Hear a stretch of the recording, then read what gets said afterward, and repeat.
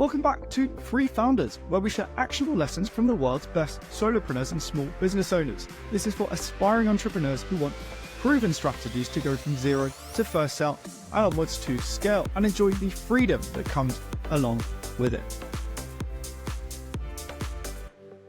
My guest today is Jeremy Jenson. He has been founder of Encore Search, a white glove headhunting solutions for tough to find professional talent for over 10 years.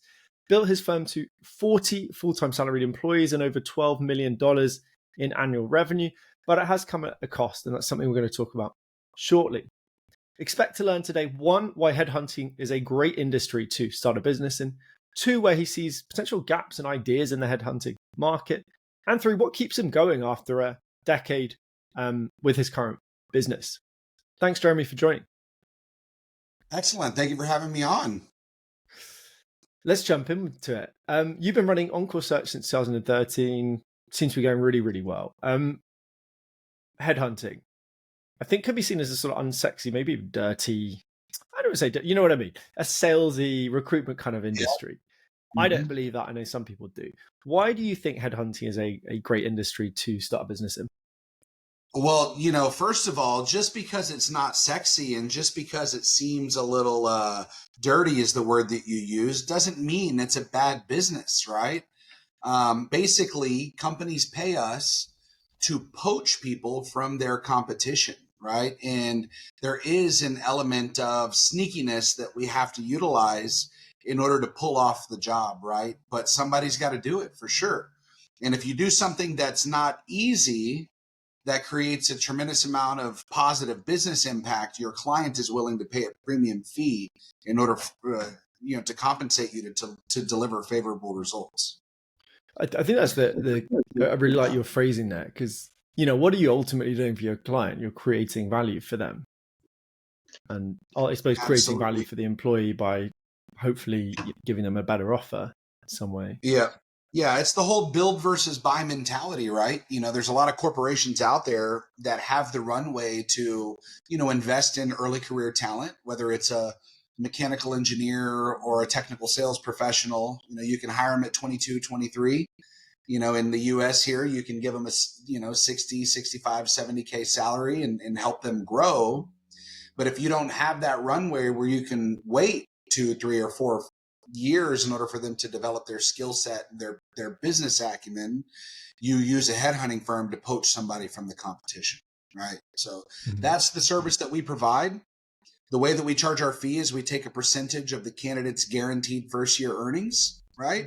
So let's say if I recruit a engineering manager for a robotics technology company and that person secures a $160K salary, our fee is going to be $40,000 as a brokerage fee. We didn't need any cost of goods sold. There wasn't any overhead that we needed to float. We pay for LinkedIn, right? We pay for Zoom Info and various other, databases that give access to cell phone numbers and things of that nature. And then it's a matter of bridging the buyers and the sellers, much like the real estate game. Nice. And how are there any other guarantees in place usually to align incentives to be like, we're happy, you're happy, the hopefully the new employee's happy? Absolutely. Yeah. So, as far as the guarantee, it's kind of a warranty, right? To where if for any reason the candidate is not working out and you have to terminate them, or the candidate leaves, by their own volition, within the first 90 days, we give 100% credit towards the replacement. If they leave between day 91 and day 180, we do a 50% credit as well, just to kind of soften the blow. But at the end of the day, only 1 out of every 22 placements that we make is a chargeback, is the word that we use. And so we've got, an extremely high success rate whenever we place an individual at a corporation. Do you think that's something that has come with experience? Like you get better at that over time, sort of know? Or is it that it just always, sometimes you just don't know? No, I think that it has to do with the recruiters, right? A junior level recruiter that's more interested in making a sale rather than building trust and rapport with the client is typically going to withhold information sometimes, right? If they know that there's some skeletons in the closet with the company, right? And so we see that poor recruiters in our industry withhold negative information whenever they should have probably disclosed it to the candidate, right? Or to the same token, maybe the candidate disclosed something to the recruiter, but the recruiter withheld the information and didn't share it with the client. That's typically what leads to a chargeback, right? And so there's a certain code of conduct that we carry ourselves at Encore Search Partners, right? To where we really live by our core values, right? Excellence is one of our core values, and professionalism. And I think that because we hit those home so consistently, it forces our recruiters to carry themselves in a way to where they need to be transparent with all parties, because we're not in the business of just making a sale. We're in the business of building trust, rapport, and credibility with our client, right? Because we know that if they can become a client for life, the lifetime value of that client is far more than the $40,000 fee, right? We've got some clients that, maybe started off at one company as an HR manager. We made one deal with them in 4 years, but then she left and went to go work for a private equity backed company that was hiring 250 people over the next 12 months. And we made 12 placements out of those 250, right? And so it's a real game changer whenever you really are more hyper focused on a good, clean deals and being transparent and honest with all parties rather than withholding information just to get a quick buck.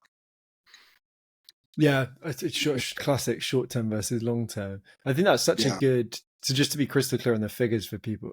Yeah, so i.e. if you could try and do the short-term and get a 40K, hope it works out, hope they don't get fired or they don't leave. Or you make 500K over 5 years by just building trust and being honest. Yeah, I mean, it's similar to good sales, right? It's, you're there to be honest and find a problem. If it's not there, you don't place the person if there's not a good fit.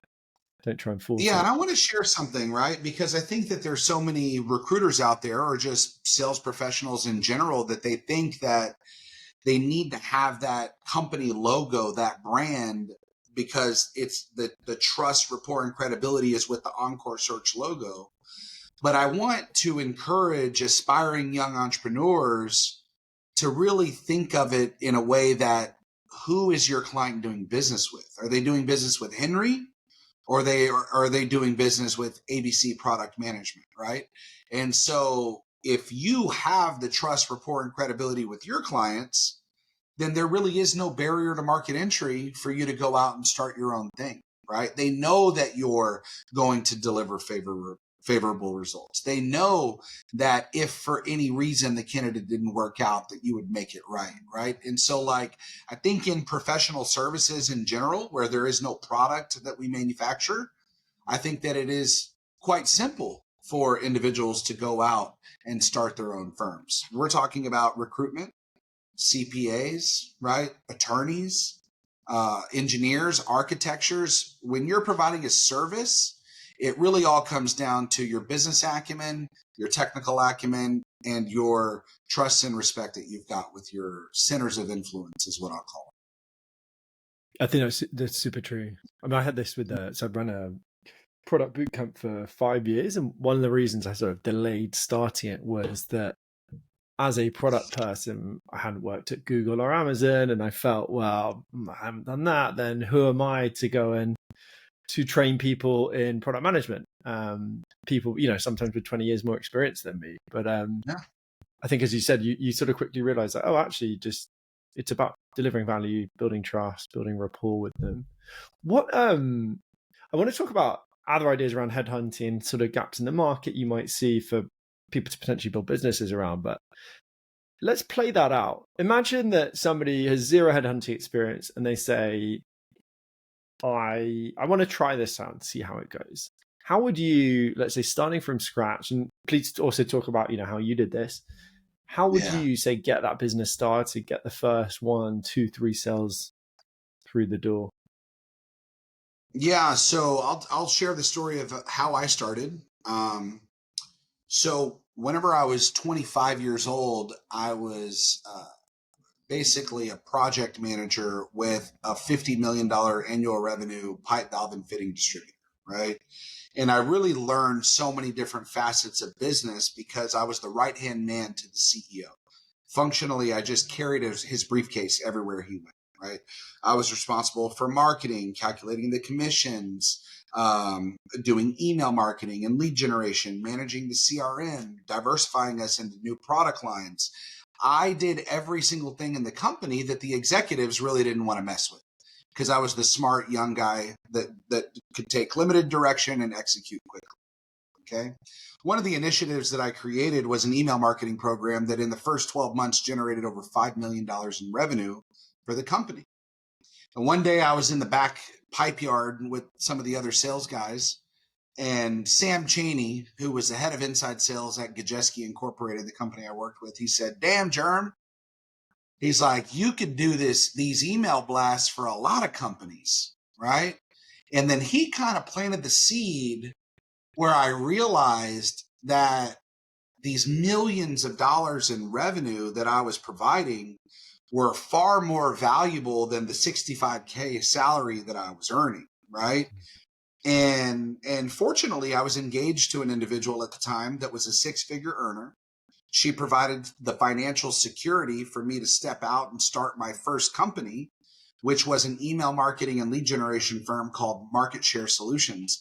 And one of the things that I'll share with your listeners is when you quit a job, you don't specifically have to think about losing that income, because when I had the idea to start my business, I went and just had an open and honest conversation with the president and CEO and said, "I want to start this business, but guess what? For $5,000 a month, I would like for you to be my first client, and I'll continue to do everything that I do today for you guys right now. In fact, I'll be on site in this office 2 days a week for you to guys have access to me," right? And that I had the launch pad right there, $60,000 a year guaranteed. Bang on your salary right? as well, yeah. Yeah, you see what I'm saying? And so it was a win-win for everybody. It was a launch pad for me to start my business.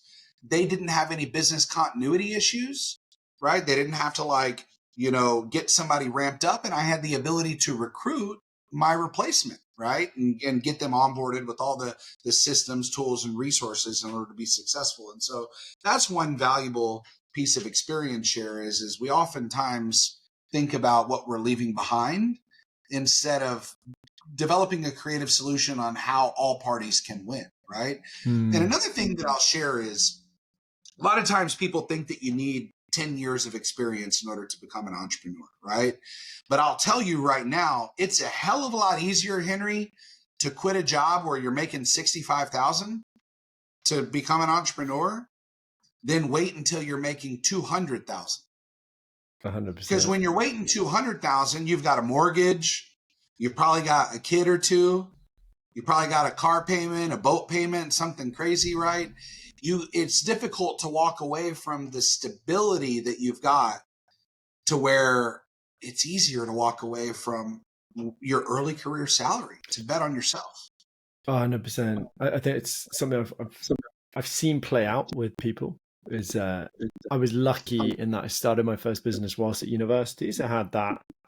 Is it like paid by the government to study in the UK? So have money coming in from that.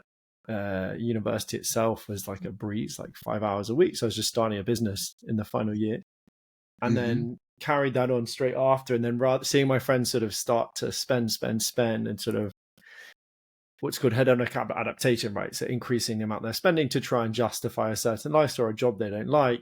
So for me, it was really until 5 years ago, just small apartment, like secondhand stuff, like really, I cycled everywhere, didn't really care. I had the same like t-shirts from Uniqlo or H&M, like $10-$20, same color, like 5 of them, this kind of thing. But it was very liberating because I didn't, have to worry about loads of these huge payments or, keeping a small flat rather than some big house and just trying to save money and take that pressure off. Completely agree with you. I think it's a really, really, really good point to make. Sorry, carry on with the story. So then I started that business, which was an email marketing and lead generation business. I did that for 2.5 years. I built it to 297,000 in revenue, right? But I was charging clients on a monthly recurring rate basis. And I functionally just ran out of hours in the day, right? And so I took a look at my client base. I talked to my now wife at the time, right? And I was like, I can't scale.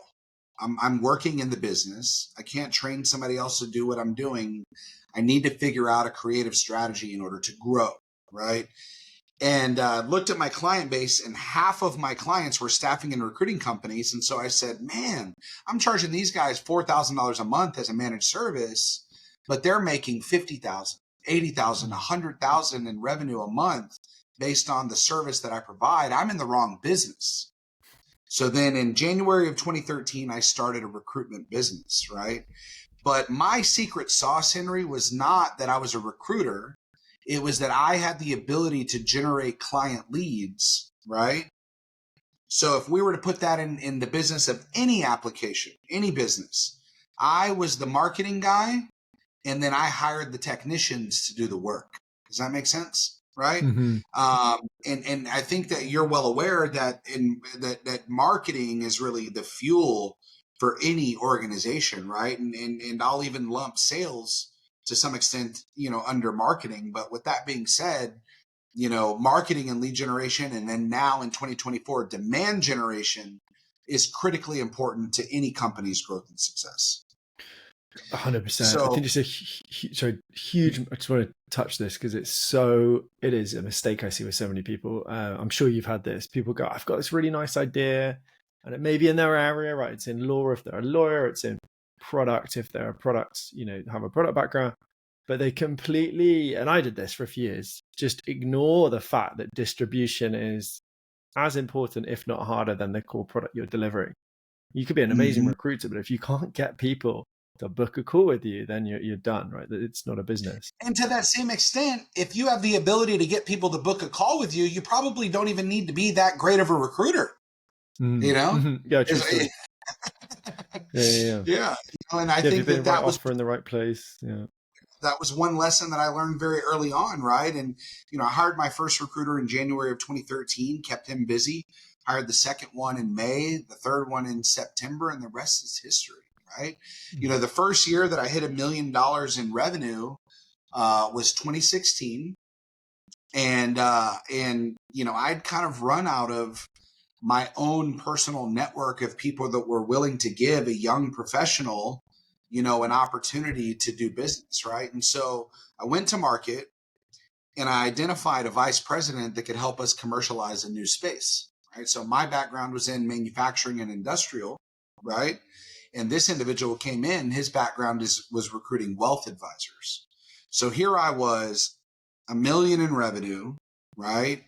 And I ponied up $150,000 salary in order to get this high profile guy, which I think that a lot of early career entrepreneurs think that is crazy to give away half of the net income of the company in order to invest in someone. But the way that I saw it, Henry, was I had just sold one of my rental houses and I pulled out about $150,000 in equity. And I was about to put that into the stock market. And I realized that I'm going to outperform the stock market 7 days a week if I invest in myself, right? Because I understand the market dynamics. I have, essentially control of where we focus, how we focus, what the messaging is, what the unique selling point is, who's our target buyer, right? And I'm very, very excited to say that the $150K that I invested in that gentleman in that first year, his business unit that he's personally created will do nearly $9 million in revenue this year, right? Mm-hmm. And so it's a matter of leveraging your capital into people as a product, if you will. I think that's very important for early stage professional services entrepreneurs. Yeah, it's I did the opposite. But I took money out, and it's one of those things. I don't think it was wrong because the market has shifted since. I did it for 4.5 years and did pretty well, but basically just pulled money out of it rather than scaling it. But yeah, I think that'll always be the question for me of well, what if I had invested let's say 200, so it would have been about $250,000 the second year, right? And scaled out the team. Who knows? But yeah. But you're right. I mean, Yeah. there's ultimately, but then it also comes down to questions like, what do you want to get from the business, right? Yeah. And Well, I what are think the difference your is, and goals? this is one valuable experience share for the listeners is, I had a wife at the time who was a petroleum engineer that was a consistent six-figure earner, right? To where we could live off of her salary. And that gave me the freedom and flexibility to continue to reinvest in my business to grow, right? And so I think that there's so many young men out there that have been brainwashed by social media that think that women can be a distraction and that you need to hyper focus on your business, right? And creating wealth. But I have absolutely the complete opposite experience share. Yeah, women are a distraction when you're a single man and you're swiping right on Bumble trying to figure out who you're going to get laid with that night, right? But when I got married at 25 years old and was married for 10 years, I would say that was the absolute best thing that could have ever happened to my business because I didn't need to worry about who was coming home every night, right? I didn't need to worry emotionally about were the bills going to get paid or were my children going to be taken care of, right? Because, I could hyper focus on my business. And I think that was the growth catalyst to the growth of the organization. Yeah, and that psychological element is super important because it's, for example, some people might, let's say you quit your job and you're looking for another one, but you go, I'm going to take some time out, because people start seeing their savings drop, right? Even if they have good savings, they go into this survival mode and sort of, for example, take the first job that comes, or with a business, jump into the first idea, even if it's not very well formed. So, whether it's savings, whether it's the partner that you have that's being, financially supportive and psychologically, emotionally supportive, I've personally found at times just having any way to be able to sort of step back and take that pressure off yourself mentally just makes you make better decisions, right? You can focus better. You're going to be more strategic. You're going to think a bit more long-term about things rather than sort of rushing around or just like panicking. Yeah.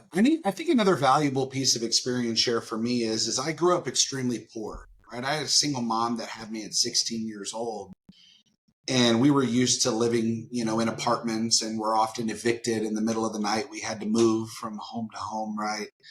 And growing up without this taste of money or luxury goods, I never felt like I was missing out by not having those luxury goods, right? And so to some extent, I almost view growing up poor as being a very positive thing that created success in entrepreneurship, to be quite honest. I wasn't scared of losing everything because the way that I saw it, I was just playing with house money the whole time. Yeah, it's I had a similar thing with growing up with an alcoholic father, and you when you look back, you see actually these kind of experiences are valuable. I think not good at the time, obviously, but that's a trend with entrepreneurs always. You see there's some fire that's been lit, usually at a young age, or maybe it's starting at some sort of selling candy in the playground was my thing at age 11. You sort of see these trends come through, and some fire lit somewhere, usually 20, 30, 40 years ago, that sort of that really push people on. Jeremy, I want to talk about come back to like headhunting recruitment as a space, and bounce ideas around, because as I said, like, this is a huge industry, and I think, as you said, there's a lot of huge amount of money involved here, which makes it a good opportunity space for entrepreneurs. Even as you say, if whether it's starting a headhunting company without any experience or looking at building some product in that space. Are there any gaps in the market that you see at the moment, around like missing tools, missing products, problems that really stand out to you in the headhunting space?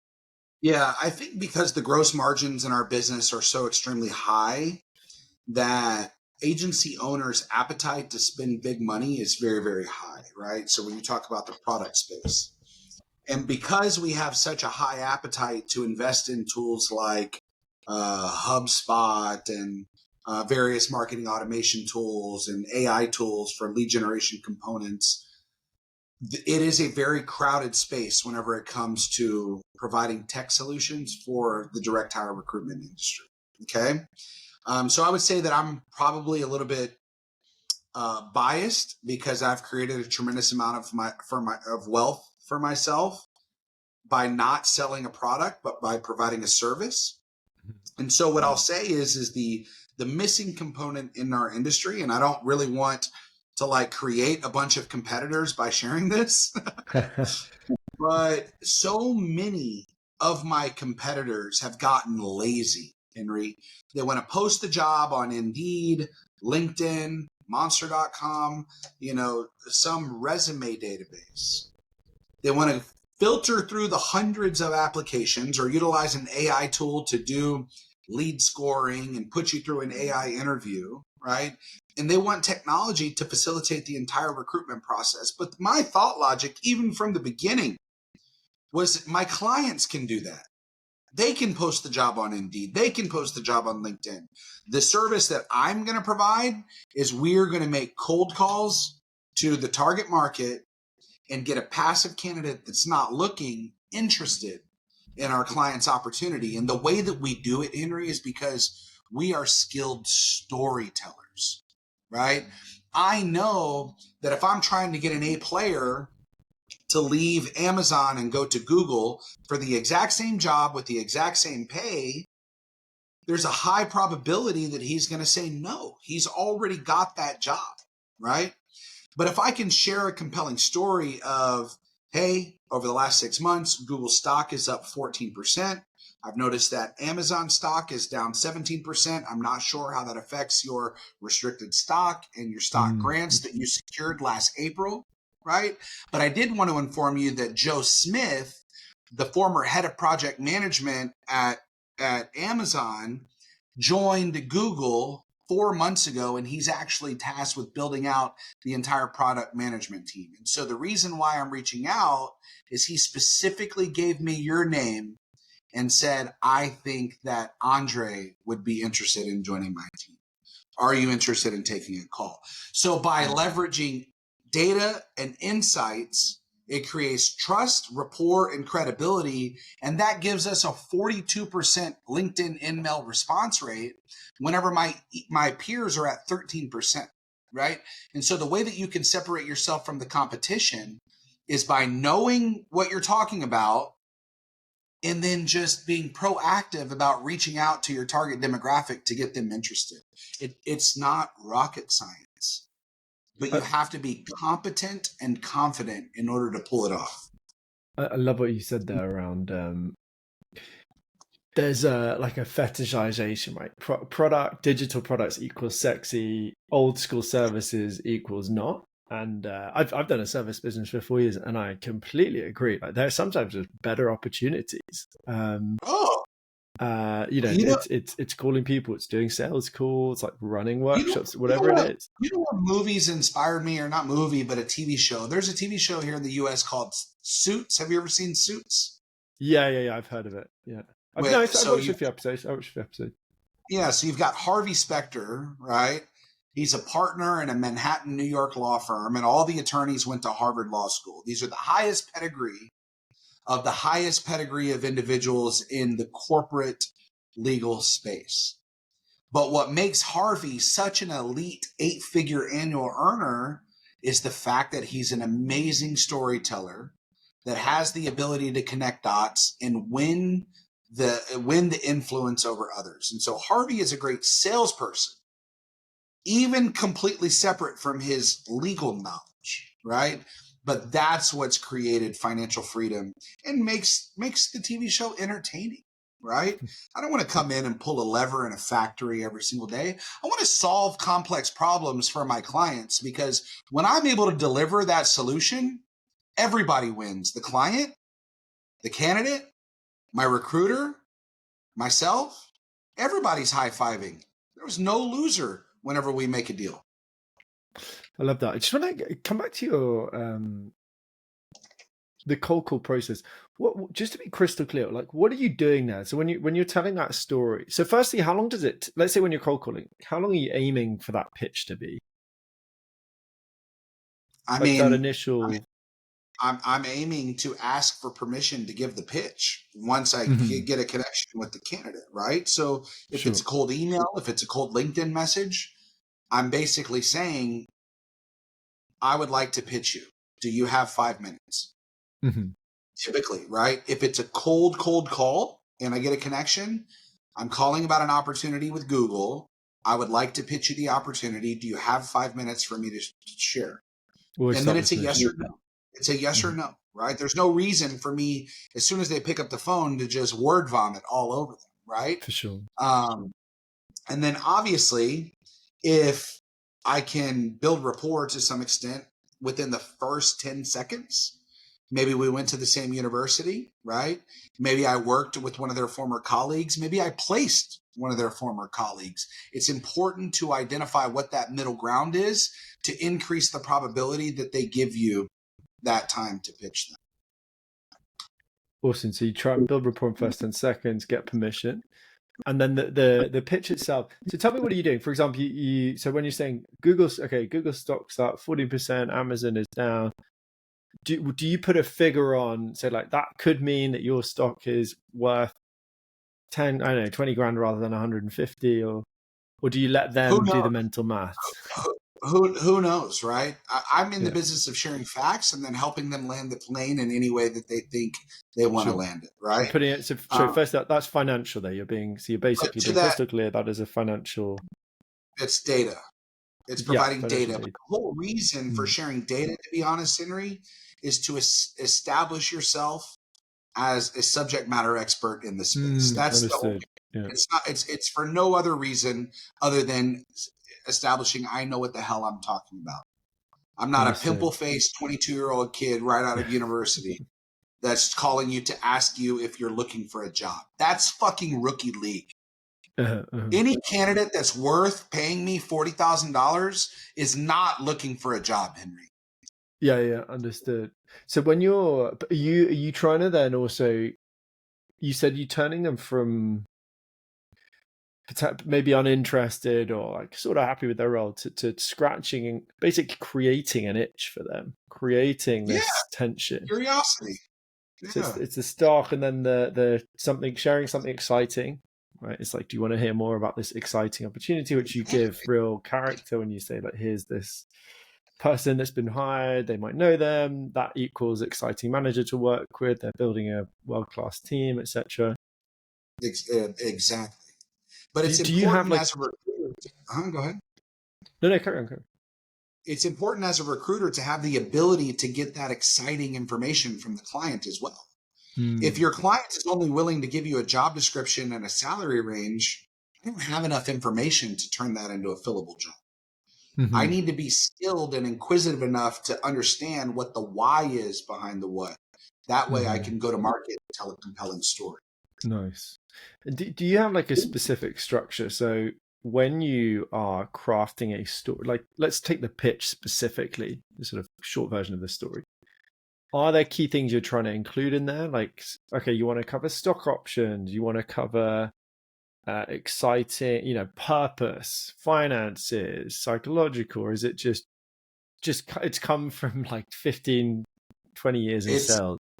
it's whatever is unique about that specific opportunity. I've Mm, got to develop my elevator pitch on what it is that I'm going to sell, because got it. guess what? I'm not going to be able to recruit for Google every time. Sometimes I've got to recruit for the small guy, right?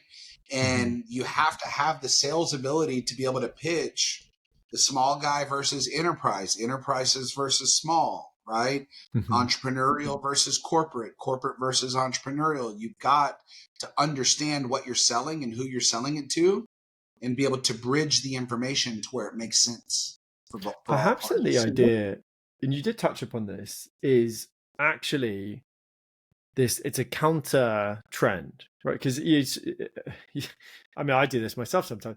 We see a trend like, oh my god, AI or crypto, and we jump on it. And actually, there's a lot of gold hidden doing the counter trend.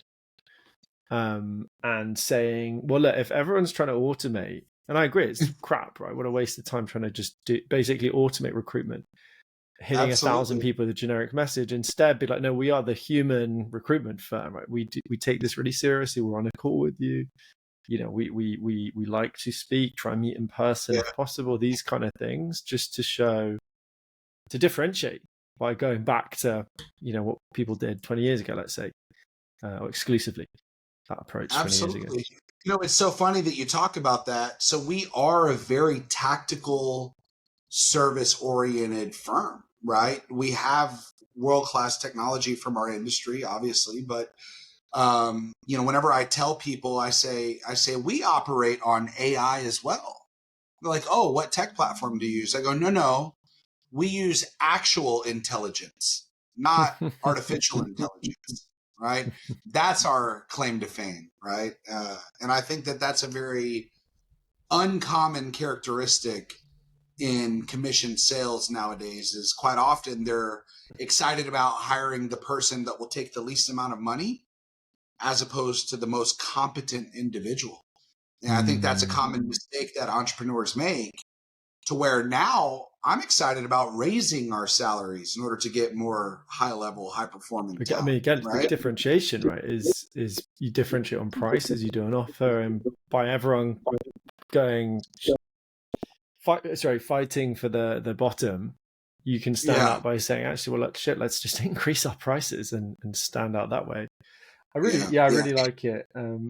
Sorry, carry on. And that's one valuable piece of advice that I'll give your audience is, if you're thinking about starting a business, if I were to share one piece of advice, it would be sell something to rich people.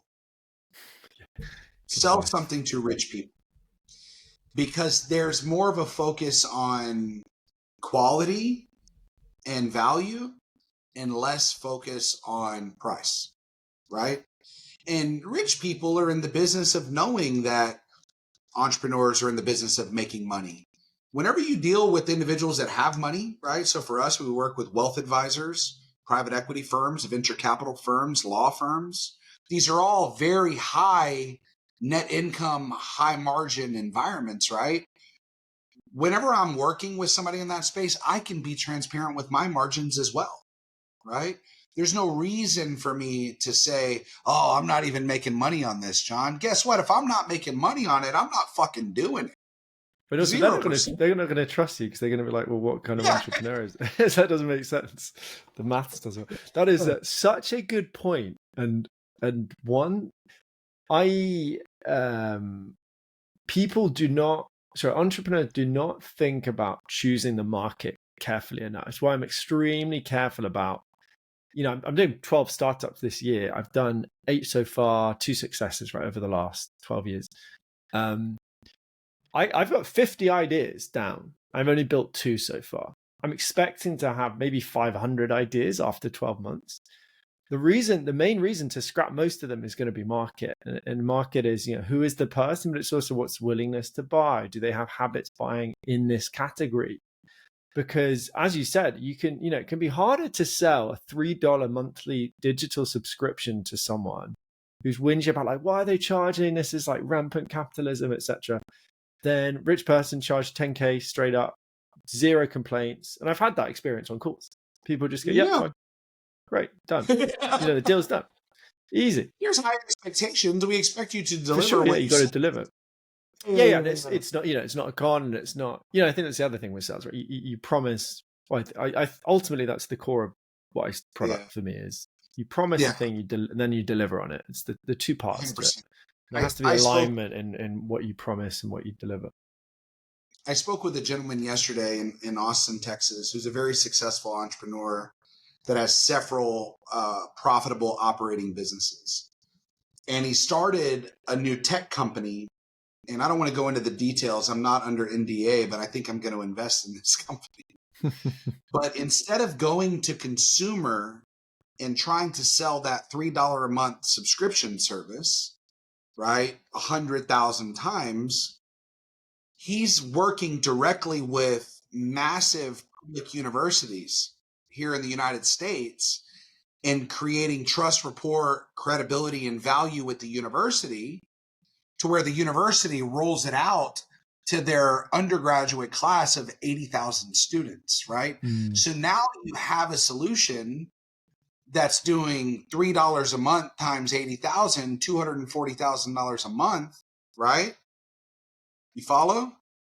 Now we're moving the needle big time, right? And so finding creative strategies where you can develop a very sophisticated, complex product, but being intentional about who you sell it to and what the value is that they're going to bring to market. Then spot on. And the sort of positioning theory of the other mistake people make will go, well, it's the same product. So like, I don't need to change anything when I pitch to university versus the student, but these are very different people with different needs, spending habits, the category is completely different, decision-making process, right? They've got to go through certain levels of it. I think a lot of time, I wouldn't say a lot of time, because people, analysis paralysis, right? They spend years faffing around trying to work out, get the balls to finally test an idea, but it's do the analysis. See, like, what are they, ChatGPT nowadays, ask simple questions like, describe potential target market, 5 potential target markets for this product. For each one, list 10 categories related to the problem that they spend money on. What's the average spend per category? This kind of thing I find really useful. In 5 minutes, and you've got pretty solid, the most important part of a business plan there, in fact. For things that we used to pay EY and PwC $2 million, if you're a skilled AI prompter, you can aggregate data in the course of minutes, whenever it took these firms hundreds of hours of labor, Of billable hours as well. Jeremy, I just want to move towards a conclusion with this. I've got some quick fire questions, but I do want to cover one topic that I think is really important and sort of selfishly gives me confidence in the path I've chosen as a solopreneur, or sort of deliberately staying small. And that's a sort of personal side, the personal cost, let's say. You mentioned before our call, you built this super successful business. You're clearly very passionate about your industry. You're clearly very good at what you do as well. I think that's great to see, but it's come with a cost, right? Failed marriage, less time with your kids, losing friends, physical health suffered, impact on ego and pride. Just tell us a little bit about that. And do you think there's an inherent cost with scaling a big business? Like, just run it, like, it just takes a lot of work to run 40 people in an office, let alone everything else. Yeah, great question. And so I'll be brief with my answer, because there's probably another hour of answers in answering that. But I will say that going from 0 to 1 million was an extremely stressful time in my life. Okay. Every deal mattered. I could not afford to lose a deal. Right. And when you bring on those first few employees, you have to make sure that they are set up for success in order to get an effective labor yield, right? Because you're paying them a base salary. And so I would often work at night preparing their work. That way they could hit the ground running the next day, right? And so, here I was, 0 to 1 million. I was the sales guy, the manager, the marketing guy, the account manager, the accounting and finance guy, right? All these different roles I had to play. And so 0 to 1 million created a tremendous amount of stress on my marriage. Okay. We were also starting a family. We had 3 young kids in under 4 years. At one point, I had a 3-year-old, a 1-year-old, and a newborn. My ex-wife had taken a promotion and she was traveling 70% of the time, creating more stress on the relationship. And here I was, she didn't see how much blood, sweat, and tears I was putting in, right? She saw the bank account going up, but she was grateful for it. But whenever I was putting in so much, I had created this very unhealthy expectation that she was going to, I don't know, put me on a pedestal or something to that extent, right? And so it created a tremendous amount of resentment in our marriage. And so, would you have done anything differently? Oh, I would have If done you look so back many at things. Yeah. anything you think could be really actionable or sort of helpful for people. I think this is such an Yeah. important question. You know, called the Free Founders, name of the podcast. This concept of you see entrepreneurs get trapped in their own business. You know, I've seen this, and you've experienced it in some way, and you know, trapped in different ways, right? You know, the psychological challenges of I think most entrepreneurs have. But any sort of key lessons, maybe, or things you might have done differently? Yeah. So instead of being consumed with how much money I made, I think I would have been a little bit more mindful of what my quality of life was. Okay. So I would have done two things. I would have hired a vice president sooner to come in and run the show, right? And take a lot of that stress off my shoulders, because I was an entrepreneur for 6.5 years before I hired my first vice president. Okay.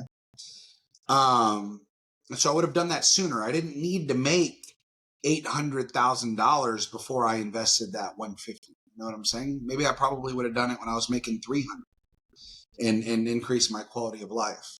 Okay. So that's one thing. And then another thing, you know, it wasn't until 2021 that I started working with an executive life coach that gave me a forum to where I could process my thoughts, my emotions, right?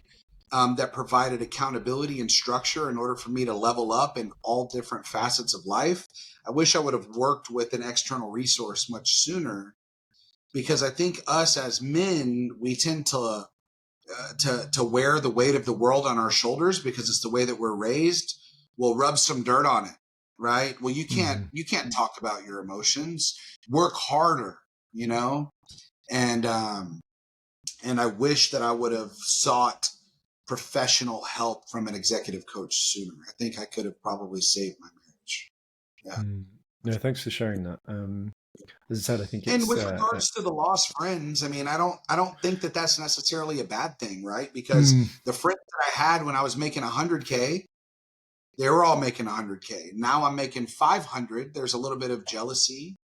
There's a little bit of resentment, right? They start to talk around behind your back a little bit, and they don't even realize what they're saying or why they're saying it. But do you I find? think it's important to level up during every season of life, for sure. Yeah, and I think with the friends one is interesting. Like beyond financial, it's also just like you change, right? You know, you said 6.5 years in the trenches, building a big business. You're gonna have different interests. Your conversation's gonna be different. You're gonna want to, you know, even if it's like with a couple of beers at a barbecue on a Saturday, like you're gonna want to hang out with different people because you're gonna have things in common with other high level founders that you're not gonna have with the friends you grew up with. So I think, you know, it's um yeah, I think it's just that people change. I think you're Yeah. spot on So, there. It happens, whatever you do. yeah. And so a really important ecosystem for me in 2018, we did about 2.6 million in revenue. I joined EO, the Entrepreneurs Organization, which is a global co-op of entrepreneurs. There's over 18,000 members globally. And here in Houston, we've got about 200 members, but that was very, very important for my growth personally, not necessarily professionally, right? Because, you know, I was in an environment where I was the smartest guy, the wealthiest guy, the most ambitious guy. But now I wasn't in a room with people that made $1 million a year. I was in a room with people that were making $1 million a month, right? And when I saw the way they treated people, right?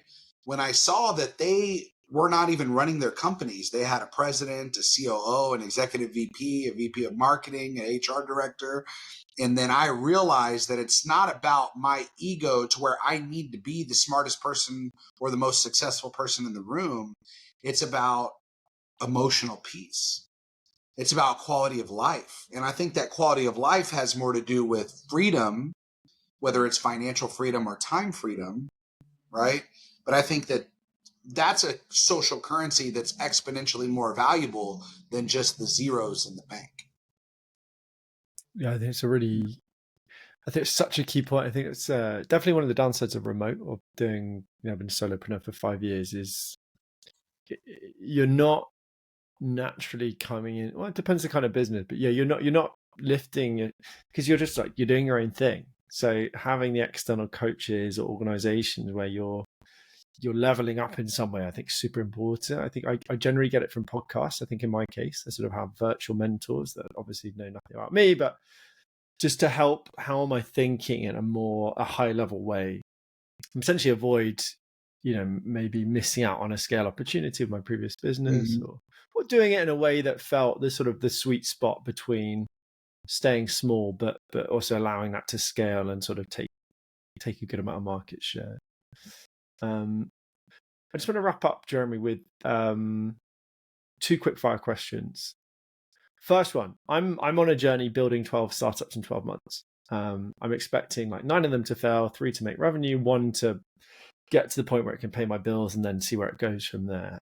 1's failed, 1 has made some revenue, but quite limited. What advice would you give me on that journey?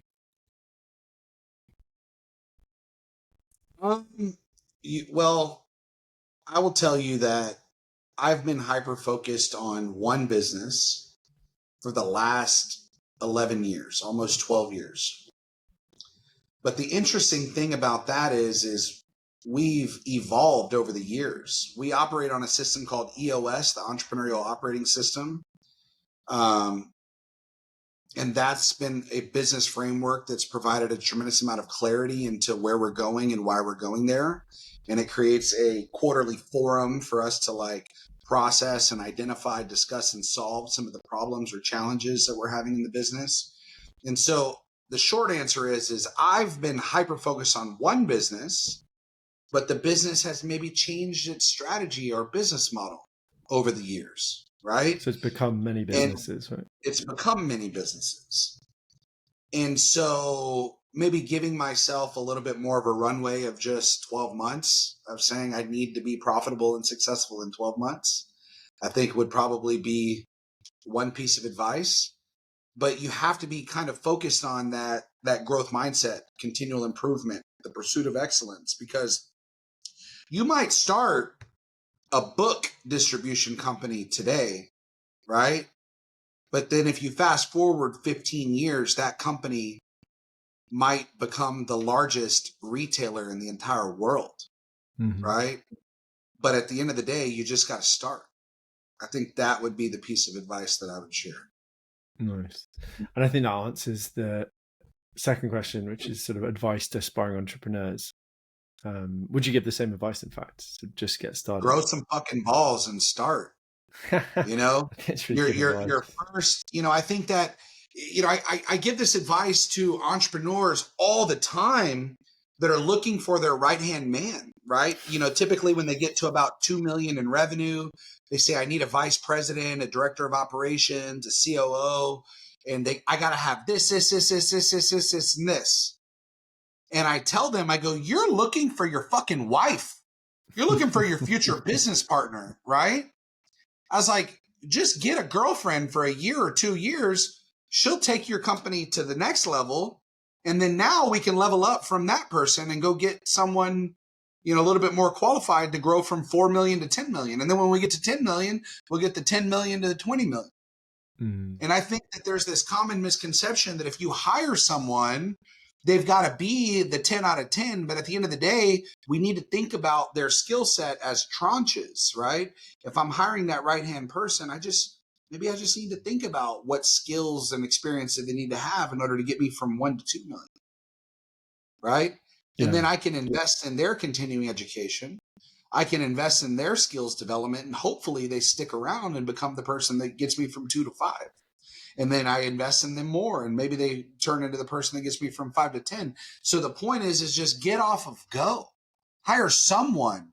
Even if it only lasts 6 months, you'll identify maybe a more narrow job description, maybe a more narrow expectation of what it is that this person needs to have where the other one failed, right? But you're either going to learn or you're going to be successful. You will not fail. Yeah, I think key point there for me is start, because only by starting do you learn, and most things are reversible. Right? It's not the end of the world. You're going to learn, do it better next time. If you keep moving quickly and iterating quickly, you're going to find the thing that works at some point. It's excellent advice. Jeremy, that was super fun. Lived up to it. I was really excited about this one, and I'd see you as someone a lot further ahead in the entrepreneurial journey and very different industry, but a lot to learn. So I was excited about this, and it's definitely lived up to expectations. So thanks so much for joining. Thanks a lot, Henry. Final thing before we wrap up. Final thing. Anywhere you want people to follow you? I don't know if you post on LinkedIn or people to reach out for you, any questions, this kind of thing. Sure. Anything you want to share? I use 2 technology social media platforms. So LinkedIn for anything business related. I've got about 44,000 followers there. I like to post just real world stories and experience share. If you want to connect professionally, follow me on LinkedIn. If you want to follow me personally, I live a very fun life here in Houston, Texas, but you can also find me on Instagram. It's just my name, Jeremy Jenson, JeremyJenson. The same for both platforms. Sweet. Awesome. I will share the links to that. Jeremy, that was really fun. Thank you so much for joining. Have a afternoon over there. Yeah, absolutely. Have a good evening. Thank you, Henry. Have a good one. Yeah. Jeremy, Thank you for listening to another episode of Free Founders. If you enjoyed this episode and want to get each shiny new episode straight to whatever platform you use to listen to your podcast, please subscribe using the subscribe button below. If you're feeling generous, why not share with a friend?